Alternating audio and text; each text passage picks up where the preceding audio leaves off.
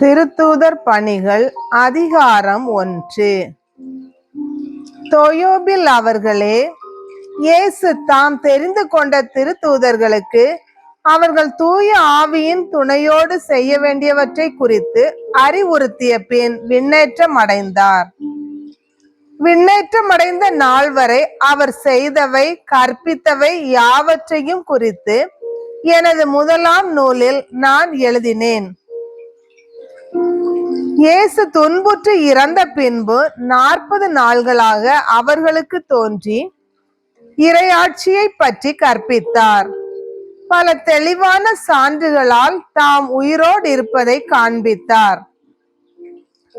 அவர்களோடு சேர்ந்து உண்ணும் போது அவர்களிடம், நீங்கள் எருசலேமை விட்டு நீங்க வேண்டாம், என்னிடம் இருந்து கேட்டறிந்த தந்தையின் வாக்குறுதி நிறைவேற காத்திருங்கள்.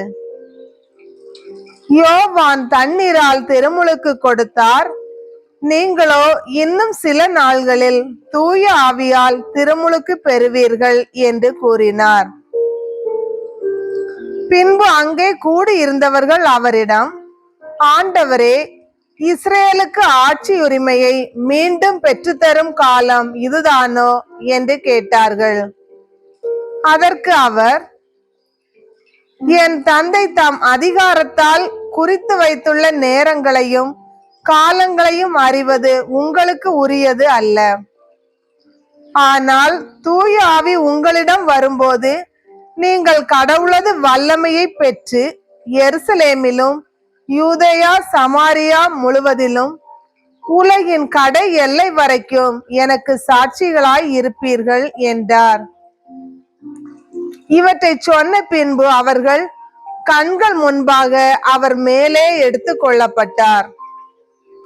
மேகம் ஒன்று அவரை எடுத்து சென்று அவர்கள் பார்வையில் இருந்து மறைத்து விட்டது.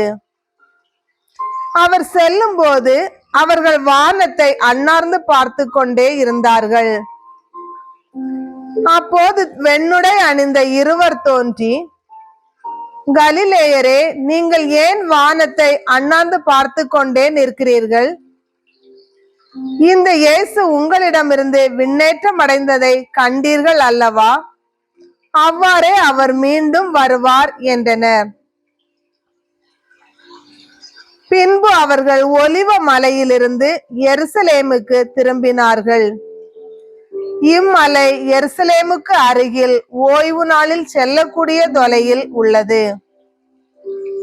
பேதுரு, யோவான், யாக்கோபு, அந்திரேயா, பிலிப்பு, தோமா, பர்த்தலமேயு, மத்தேயு, அல்பேயுவின் மகன் யாக்கோபு, தீவிரவாதியான சீமோன், யாக்கோபின் மகன் யூதா ஆகியோர் திரும்பி வந்த பின் தாங்கள் தங்கி இருந்த மேல் மாடிக்கு சென்றார்கள்.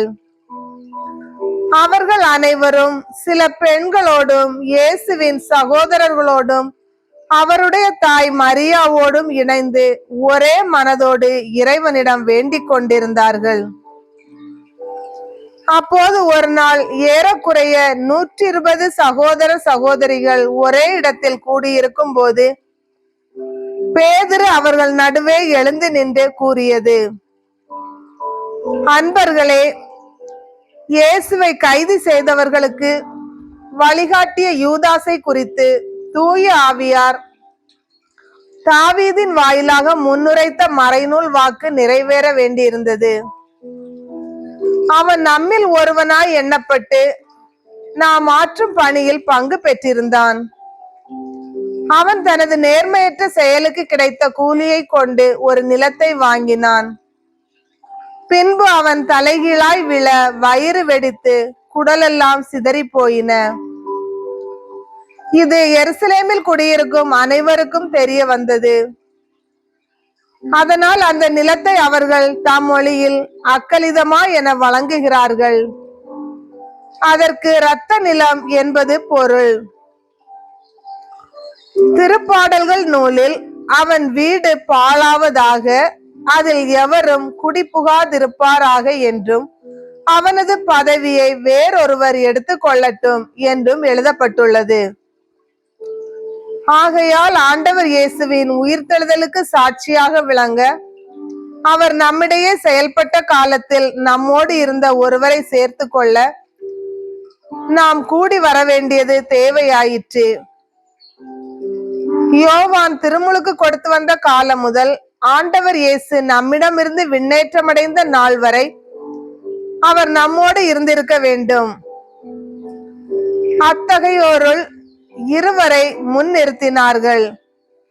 ஒருவர் யோசேப்பு என்னும் பெயர் கொண்ட பர்சபா, இவருக்கு யுஸ்து என்னும் பெயரும் உண்டு. மற்றவர் மத்தியா.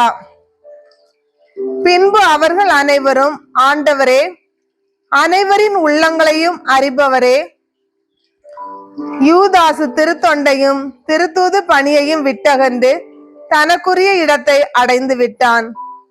அந்த யூதாசுக்கு பதிலாக யாரை தெரிந்தெடுக்க வேண்டும் என இந்த இருவருள் ஒருவரை எங்களுக்கு காண்பியும் என்று இறைவனிடம் வேண்டிக் கொண்டனர். அதன் பின் அவர்கள் சீட்டு குலுக்கினார்கள். சீட்டு மத்தியா பெயருக்கு விழவே அவர் 11 திருத்துதர்களோடு சேர்த்து கொள்ளப்பட்டார். ஆண்டவரின் அருள்வாக்கு.